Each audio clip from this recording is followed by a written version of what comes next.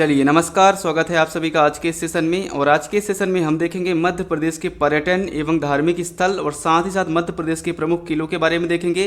क्योंकि मध्य प्रदेश का अगर आप कोई सा भी एग्जाम देने जा रहे हैं तो आपको मध्य प्रदेश के प्रमुख किले, धार्मिक स्थल, मंदिर, काफ़ी सारे क्वेश्चन यहाँ से बन जाते हैं। तो 1 से 2 क्वेश्चन आपको इन टॉपिक से जरूर देखने को मिल जाता है। तो चलिए आज की इस क्लास को कंटिन्यू कर लेते हैं। लेकिन इससे पहले आपको बता दें, अगर आप MPG के पूरा पढ़ना चाहते हैं तो आप मेरे चैनल को सब्सक्राइब कर लें, क्योंकि जैसे ही कोई न्यू टॉपिक पर वीडियो आती है तो उसका नोटिफिकेशन आपको मिल जाए। तो चलिए आज की इस क्लास को स्टार्ट कर लेते हैं। आज का हमारा जो पहला क्वेश्चन है, क्वेश्चन कह रहा है जिब्राल्टर ऑफ इंडिया किस दुर्ग को कहा जाता है। तो जिब्राल्टर ऑफ इंडिया ग्वालियर के दुर्ग को कहा जाता है। ठीक, ग्वालियर के दुर्ग को जिब्राल्टर ऑफ इंडिया कहा जाता है। साथ साथ नोट करेंगे, इसको सूरज सेन ने बनवाया था। ठीक, इसको राजा सूरज सेन ने बनवाया था। ठीक, जिब्राल्टर ऑफ इंडिया यानी कि ग्वालियर के दुर्ग को सूरज सेन ने बनवाया था। साथ साथ नोट करेंगे, ग्वालियर के दुर्ग में सास बहू का मंदिर भी आपको देखने को मिलेगा, विष्णु का मंदिर भी देखने को मिलेगा और यहाँ पे दरवाजे भी आपको देखने को मिलेंगे। ठीक, आलमगिरी का दरवाजा, हिंडोला दरवाजा, ठीक, ये सब चीज़ आपको देखने को मिलेगी। और साथ साथ यहाँ पे मैं कुछ किले दिखाई दे रहा हूँ, तो आप लोग इन्हें नोट कर लेंगे। ये सब आपको ग्वालियर में देखने को मिलेंगे। बादल महल, मोती महल, जयविलास महल, गुजरी महल, शाहजहां महल, विक्रम महल, कर्ण महल और ग्वालियर दुर्ग, ये सभी दुर्ग जो है आपको ग्वालियर में देखने को मिलेंगे। तो ये सब चीज़ आप लोग नोट करेंगे। तो जिब्राल्टर ऑफ इंडिया ग्वालियर के दुर्ग को कहा जाता है। चलिए आते हैं क्वेश्चन की ओर।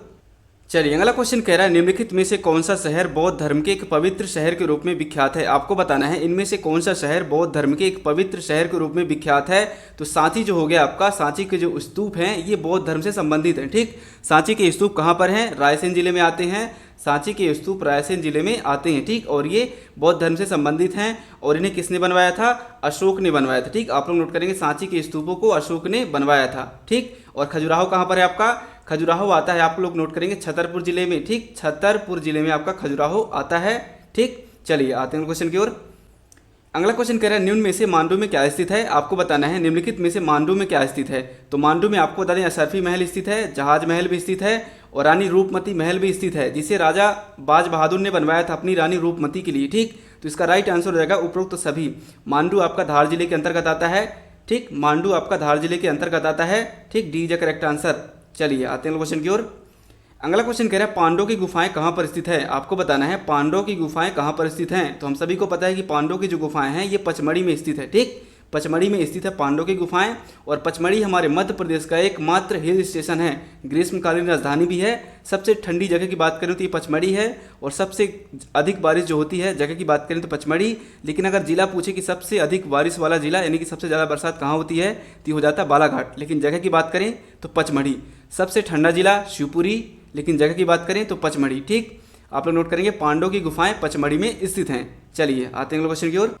चलिए अगला क्वेश्चन कह रहा है, रूपनाथ क्या है। आपको बताना है रूपनाथ क्या है। तो रूपनाथ जो है आप लोग नोट करेंगे, रूपनाथ 12 ज्योतिर्लिंगों में से एक है। जो रूपनाथ है ये 12 ज्योतिर्लिंगों में से एक है। 12 ज्योतिर्लिंगों में से एक है।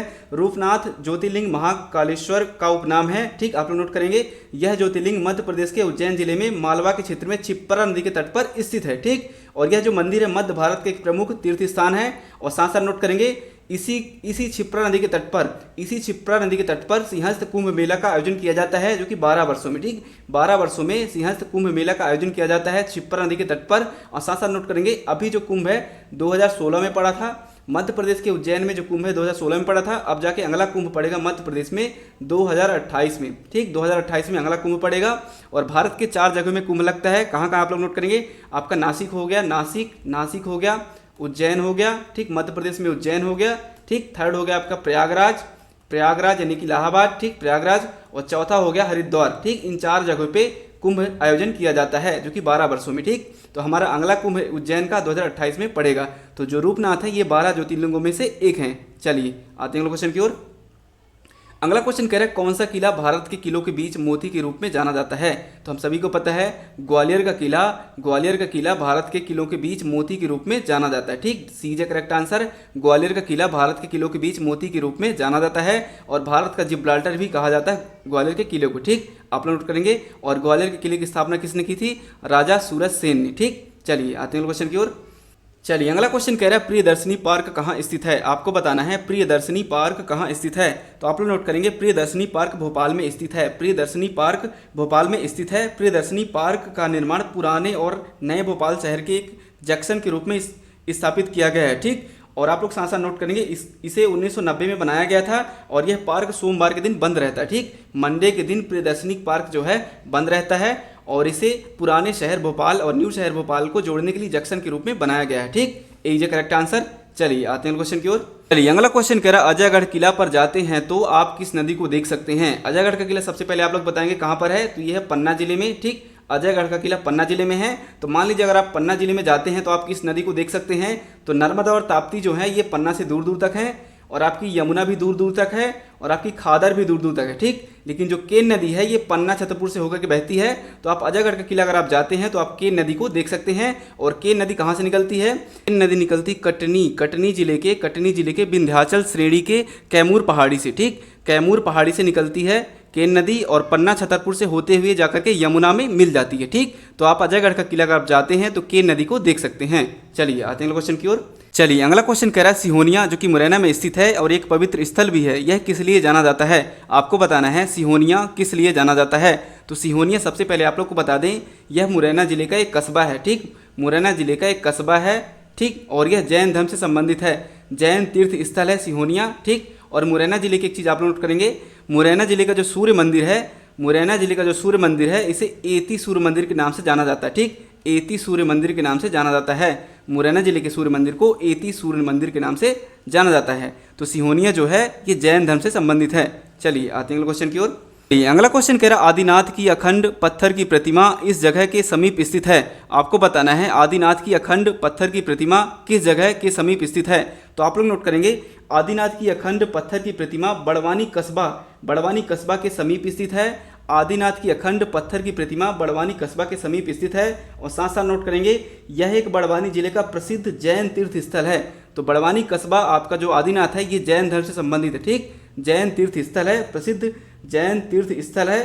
साथ साथ नोट करेंगे यहाँ पर जो आकर्षण केंद्र है ये पहाड़ को काटकर निर्मित प्रथम तीर्थकर ऋषभ देव जी की प्रतिमा बनाई गई है और इसे 12वीं शताब्दी में बनाया गया। ठीक, यहाँ का जो आकर्षण केंद्र है यह ऋषभ देव जो कि जैन धर्म के प्रथम तीर्थकार हैं, इनकी विशाल प्रतिमा बनाई गई है जो कि 12वीं शताब्दी में। ठीक, और यह सतपुड़ा पर्वत की श्रृंखला में स्थित है और जैन धर्म को समर्पित है। चलिए आते हैं क्वेश्चन की ओर। अगला क्वेश्चन कह रहा है मध्य प्रदेश की सबसे ऊंची आवासीय इमारत कौन सी है। आपको बताना है मध्य प्रदेश की सबसे ऊंची आवासीय इमारत कौन सी है। तो नोट करेंगे आप लोग मध्य प्रदेश की सबसे ऊंची आवासीय इमारत पिनेकल ड्रीम्स है। पिनेकल ड्रीम्स है जो कि कहाँ पर स्थित है, पिनेकल ड्रीम्स यह इंदौर में स्थित है और इसे शिखर की ड्रीम्स के नाम से भी जाना जाता है। इंदौर शहर को होलकर रियासत भी कहा जाता है। ठीक, तो मध्य प्रदेश की सबसे ऊंची आवासीय इमारत पिनेकल ड्रीम्स जो कि इंदौर जिले में स्थित है। चलिए आते हैं क्वेश्चन की ओर। चलिए अगला क्वेश्चन कह रहा है कंदरिया महादेव मंदिर कहाँ पर स्थित है। आपको बताना है कंदरिया महादेव मंदिर कहाँ पर स्थित है। तो कंदरिया महादेव मंदिर जो है खजुराहो में स्थित है। खजुराहो आपका कहाँ पर आता है, छतरपुर जिले के अंतर्गत। ठीक, छतरपुर जिले में आपका खजुराहो आता है और वहीं पर कंदरिया महादेव मंदिर स्थित है। और कंदरिया महादेव मंदिर का निर्माण 1025 ईस्वी से लेकर के 1050 ईस्वी के बीच करवाया गया था। कंदरिया महादेव मंदिर का निर्माण 1025 ईस्वी से लेकर के 1050 ईस्वी के बीच निर्मित किया गया था। और साथ साथ नोट करेंगे कंदरिया महादेव का मंदिर अपनी वास्तुकला की भव्यता और सुंदरता के लिए जाना जाता है। और कंदरिया महादेव मंदिर का जो अर्थ है यानी कि कंदरिया का जो अर्थ है गुफा और महादेव, शिव का एक नाम। ठीक, और यह मंदिर भगवान शिव को समर्पित है। कंदरिया महादेव का मंदिर भगवान शिव को समर्पित, आप लोग नोट करते चलेंगे। ठीक, नोट करने का समय नहीं, आप लोग याद करते चलिए मेरे साथ साथ। इसीलिए इसे कंदरिया महादेव मंदिर कहते हैं। और साथ साथ नोट करेंगे यह मंदिर जो कि क्यों फेमस है, क्योंकि यह भव्य मंदिर है और सबसे ऊंचा भी है। ठीक, यह भव्य मंदिर है और सबसे ऊंचा भी है। और साथ साथ नोट करेंगे खजुराहो में जितने भी मंदिर हैं, खजुराहो के जितने भी मंदिर हैं ये जैन धर्म और हिंदू धर्म से संबंधित हैं। जैन और हिंदू धर्म से संबंधित हैं। खजुराहो के विभिन्न प्रकार के मंदिर जैन धर्म और हिंदू धर्म से संबंधित हैं। चलिए आते हैं अगले क्वेश्चन की ओर। चलिए अगला क्वेश्चन कह रहा है पहाड़गढ़ गुफा के चित्र इस जगह के पास चट्टानों में पाए जाते हैं। आपको बताना है पहाड़गढ़ गुफा के चित्र किस जगह के पास चट्टानों में पाए जाते हैं। तो पहाड़गढ़ गुफा के जो चित्र हैं ये आसन नदी के समीप, आसन नदी के पास चट्टानों में पाए जाते हैं। कहाँ पर, मुरैना जिले में। ठीक, मुरैना जिले में पहाड़गढ़ गुफा के चित्र आसन नदी के समीप चट्टानों में पाए जाते हैं। और यहाँ पर आप लोग नोट करेंगे जैन धर्म से संबंधित मंदिर भी हैं। पहाड़गढ़ गुफा के पास जैन धर्म से संबंधित मंदिर हैं, और सिहोनिया भी जैनियों का पवित्र स्थल है जो कि मुरैना में है। अभी हमने पिछले क्वेश्चन में देखा था सिहोनिया जैनियों का पवित्र स्थल है जो कि मुरैना जिले में स्थित है। चलिए आते हैं अगले क्वेश्चन की ओर। चलिए अगला क्वेश्चन कह रहा है अटल बिहारी वाजपेयी पार्क किस नाम से अधिक जाना जाता है। आपको बताना है अटल बिहारी वाजपेयी पार्क को किस नाम से अधिक जाना जाता है। तो अटल बिहारी वाजपेयी पार्क को सबसे पहले तो ये इंदौर में स्थित है और रीजनल पार्क के नाम से जाना जाता है। अटल बिहारी वाजपेयी पार्क को इंदौर में रीजनल पार्क के नाम से अधिक जाना जाता है। साथ ही साथ आप नोट करेंगे इस पार्क को 2003 में बनाया गया था। ठीक, साथ नोट करेंगे इस पार्क को 2003 में बनाया गया था। चलिए आते हैं क्वेश्चन की ओर। चलिए अगला क्वेश्चन कह रहा है अगर आप करेवा जाते हैं तो निकटतम पर्यटन स्थल कौन सा पड़ेगा। आप अगर करेवा जाएं तो निकटतम पर्यटन स्थल कौन सा पड़ेगा। तो आपको बता दें करेवा जाते हैं तो ग्वालियर पड़ेगा, शिवपुरी पड़ेगा, मुरैना पड़ेगा। ठीक, ग्वालियर अपने किलों के लिए प्रसिद्ध है। भारत का जिब्राल्टर ग्वालियर दुर्ग को कहा जाता है। ठीक, शिवपुरी में तात्या टोपे जी की समाधि है और मुरैना में अभी हमने देखा मुरैना में सिहोनिया, ठीक, मुरैना में सिहोनिया और पहाड़गढ़ की गुफाएं हैं। ठीक, चलिए आते हैं क्वेश्चन की ओर। चलिए अगला क्वेश्चन कह रहा है बड़ा महादेव और छोटा महादेव के मंदिर किसके पास स्थित हैं। आपको बताना है बड़ा महादेव और छोटा महादेव के जो मंदिर हैं ये किसके पास स्थित हैं। तो बड़ा महादेव और छोटा महादेव के मंदिर नरसिंहगढ़ के समीप स्थित हैं। नरसिंहगढ़ के समीप स्थित हैं और नरसिंहगढ़ जो है राजगढ़ जिला के अंतर्गत आता है। राजगढ़ जिला के अंतर्गत नरसिंहगढ़ आता है। और साथ साथ नोट करेंगे हमारे मध्य प्रदेश का मिनी कश्मीर, हमारे मध्य प्रदेश का मिनी कश्मीर नरसिंहगढ़ को कहा जाता है। ठीक, मिनी कश्मीर नरसिंहगढ़ को कहा जाता है। साथ साथ नोट करेंगे हमारे मध्य प्रदेश का गोवा हनुमंतिया को कहा जाता है। हमारे मध्य प्रदेश का गोवा हनुमंतिया को कहा जाता है। और साथ साथ नोट करेंगे हमारे मध्य प्रदेश का मुंबई इंदौर को कहा जाता है। हमारे मध्य प्रदेश का मुंबई इंदौर को कहा जाता है। तो ये सब चीज़ आप लोग देख लेंगे। चलिए आते हैं क्वेश्चन की ओर। चलिए अगला क्वेश्चन कह रहा है घुमाओ महल को अन्य किस नाम से जाना जाता है। आपको बताना है घुमाओ महल को अन्य किस नाम से जाना जाता है। तो घुमाओ महल को हिंडोला महल के नाम से जाना जाता है जो कि धार जिले के मांडू में स्थित है। धार जिले के मांडू में स्थित है हिंडोला महल, घुमाओ महल। ठीक, साथ साथ नोट करेंगे मांडू जो है 10वीं शताब्दी में मांडू परमार वंशों की राजधानी हुआ करती थी, लेकिन 13वीं शताब्दी में मुस्लिम शासकों ने इस पर कब्जा कर लिया, जहाँ पे आपके होशंग शाह हो गए और आपके राजा बाज बहादुर। और इन्होंने ही राजा बाज बहादुर ने मांडू में काफ़ी सारे महलों का निर्माण भी करवाया, जिसमें आपका हो गया रानी रूपमती का महल, हवा कुंड जो कि राजा बाज बहादुर और रानी रूपमती के प्रेम प्रसंग को समर्पित है। तो 13वीं शताब्दी में राजा बाज बहादुर और रानी रूपमती ने शासन किया। चलिए आते हैं क्वेश्चन की ओर। अगला क्वेश्चन कह रहे हैं महेश्वर एक मंदिर का शहर है, यह किस नदी के समीप स्थित है। आपको बताना है महेश्वर जो कि मंदिरों का शहर है, यह किस नदी के समीप स्थित है। तो हम सभी को पता है महेश्वर कहाँ पे आता है। सबसे पहले आपको जिला बताना है। तो महेश्वर आता है खरगोन जिले में, जो कि स्थित है नर्मदा नदी के समीप। नर्मदा नदी के तट पर महेश्वर स्थित है। और महेश्वर की क्या फेमस है, साड़ियाँ। ठीक, महेश्वर की फेमस है साड़ियाँ। ठीक, तो महेश्वर जो कि नर्मदा नदी के किनारे बसा हुआ है। ठीक, और बेतवा की बात करें, बेतवा के किनारे ओरछा बसा हुआ है। ठीक, बेतवा नदी के तट पर ओरछा बसा हुआ है। ओरछा कहाँ पर आता है, निवाड़ी जिले के अंतर्गत आता है। और इन नदियों के आप लोग मुझे कमेंट बताइए ये नदियाँ कहाँ से निकलती हैं और किसे जाके मिलती हैं। चलिए मैं शॉर्ट में बता देता हूँ। चंबल निकलती है जानापा पहाड़ी से। ठीक, चंबल निकलती है इंदौर के महू के जानापा पहाड़ी से, जिसकी लंबाई है 965 किलोमीटर और जाके इटावा में यमुना से मिल जाती है। नर्मदा निकलती है अनूपपुर जिले के अमरकंटक जगह से। ठीक, जिसकी लंबाई 13-12 किलोमीटर है और यह जाकर के अरब सागर में मिल जाती है, जो कि हमारी मध्य प्रदेश की सबसे लंबी नदी नर्मदा और दूसरी सबसे लंबी नदी चंबल। बेतवा निकलती है रायसेन जिले के कुम्हरा गांव से। और कहाँ मिलती है, हमीरपुर में जाकर के यमुना से मिल जाती है। ताप्ती निकलती है बैतूल जिले के मुल्ताई पहाड़ी से। और ये नर्मदा के समानांतर बहते हुए जाकर के अरब सागर में मिल जाती है। ताप्ती की टोटल लंबाई है कितनी, 724 किलोमीटर ताप्ती की लंबाई है। और सबसे लंबी नदी नर्मदा, फिर दूसरी सबसे लंबी नदी 965 चंबल, तीसरी सबसे लंबी नदी सोन जिसकी लंबाई है 780 किलोमीटर। सोन भी नर्मदा जहाँ से निकलती है वहाँ से सोन भी निकलती है। तो सोन भी अमरकंटक के मैकल पहाड़ी से सोन भी निकलती है। तो ये सब चीज़ें आप लोग नोट करेंगे। चलिए आते हैं क्वेश्चन की ओर। चलिए अगला क्वेश्चन कह रहा है गौरी सोमनाथ मंदिर किस लिए जाना जाता है। आपको बताना है गौरी सोमनाथ मंदिर किस लिए जाना जाता है। तो गौरी सोमनाथ मंदिर जो है आप लोग नोट करेंगे, गौरी सोमनाथ मंदिर खरगोन जिले के महेश्वर में स्थित है। ठीक, खरगोन जिले के महेश्वर में ओंकार पर्वत के मध्य स्थित है। ढाल नदी ढाल चट्टान पर उत्कीर्ण के लिए जाना जाता है। इसे मामा भांजे का मंदिर भी कहा जाता है। ठीक, इसे मामा भांजे का मंदिर भी कहा जाता है। गौरी सोमनाथ मंदिर को मामा भांजे का मंदिर कहा जाता है, मामा भांजे का मंदिर भी कहा जाता है, इसे आप लोग नोट करेंगे। ठीक, चलिए आते हैं क्वेश्चन की ओर। चलिए अगला क्वेश्चन कह रहा है यदि आप डचेज झरना, महादेव पहाड़ी, अप्सरा विहार और पांडव की गुफाओं को देख रहे हैं तो आप कहाँ पर हैं। तो यदि आप डचेज झरना, साथ साथ महादेव पहाड़ी, अप्सरा विहार और पांडव की गुफाओं को देख रहे हैं तो आप पचमढ़ी में हैं। ठीक, पचमढ़ी मध्य प्रदेश का एकमात्र हिल स्टेशन है जो कि ग्रीष्मकालीन राजधानी भी है। ठीक, तो आप महादेव पहाड़ी और अप्सरा विहार और पांडव की गुफाओं को देख रहे हैं तो आप पचमढ़ी में हैं। और पचमढ़ी कहाँ आता है, आपका पचमढ़ी होशंगाबाद जिले के अंतर्गत आता है। ठीक, होशंगाबाद का नया नाम नर्मदापुरम, नर्मदापुरम। ठीक, चलिए आते हैं अगले क्वेश्चन की ओर।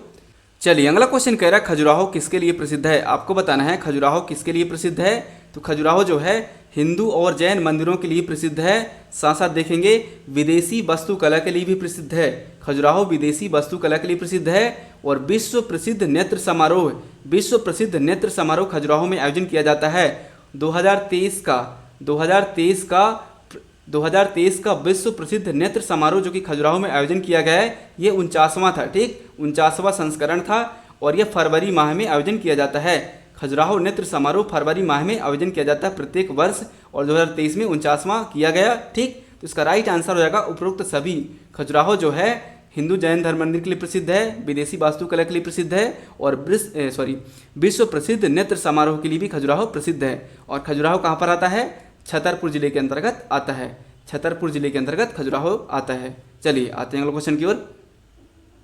चलिए अगला क्वेश्चन कह रहा है दी ताजुल मस्जिद किस कला की उत्कृष्ट कृति है। आपको बताना है दी ताजुल मस्जिद किस कला की उत्कृष्ट कृति है। तो आप लोग नोट करेंगे दी ताजुल मस्जिद मुगल कला की उत्कृष्ट कृति है। दी ताजुल मस्जिद मुगल कला की उत्कृष्ट कृति है और ताजुल मस्जिद भोपाल में स्थित है। आप लोग नोट करेंगे ताजुल मस्जिद कहाँ पर स्थित है, भोपाल में।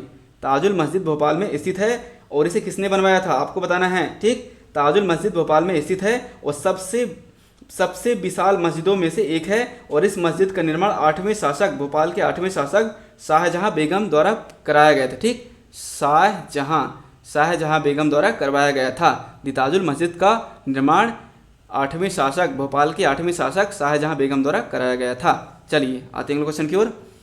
चलिए अगला क्वेश्चन कह रहा है जनजातियों के जीवन को दिखाने के लिए एक संग्रहालय जो कि मध्य प्रदेश में कहाँ स्थित है। आपको बताना है जनजातियों के जीवन को दिखाने के लिए एक संग्रहालय है जो कि मध्य प्रदेश में किस जिले में स्थित है। तो ये है भोपाल जिले में। ठीक, हमारी राजधानी भोपाल जिले में जनजातियों के जीवन को दिखाने के लिए इस संग्रहालय की स्थापना की गई है। ए इज करेक्ट आंसर। चलिए आते हैं अगले क्वेश्चन की ओर। चलिए अगला क्वेश्चन कह रहा है मध्य प्रदेश का कौन सा संग्रहालय यूरोपीय चित्रों को आश्रय देता है। ये वस्त्रहीन आश्रय है। तो मध्य प्रदेश का कौन सा संग्रहालय यूरोपीय चित्रों को आश्रय देता है। तो मध्य प्रदेश का इंदौर केंद्रीय संग्रहालय, मध्य प्रदेश का इंदौर केंद्रीय संग्रहालय यूरोपीय चित्रों को आश्रय देता है। ठीक, और इसकी स्थापना आप लोग नोट करेंगे, इसकी स्थापना वर्ष 1923 में की गई थी। इसकी स्थापना वर्ष 1923 में होलकर शासन के शिक्षा विभाग के अंतर्गत एक संस्था के रूप में की गई थी जिसका नाम नवरत्न मंदिर रखा गया था। ठीक, वर्ष 1931 में आप लोग नोट करेंगे, वर्ष 1931 में केंद्रीय संग्रहालय का दर्जा प्रदान किया गया है। और साथ साथ नोट करेंगे वर्ष 1977 में मंदसौर जिले के लाजगढ़ से पुरातात्विक प्रतिमाओं और कलाकृतियों को संग्रहालय में लाया गया था। ठीक, ये सब चीज़ आप लोग नोट करेंगे। तो मध्य प्रदेश का आपको बता दें केंद्रीय इंदौर संग्रहालय यूरोपीय चित्रों को आश्रय देता है। चलिए आते हैं अगले क्वेश्चन की ओर। चलिए अगला क्वेश्चन कह रहा है मध्य प्रदेश का यह राष्ट्रीय उद्यान हाथी, डोंगी, नाव, जीप और चलने की सफारी प्रदान करता है।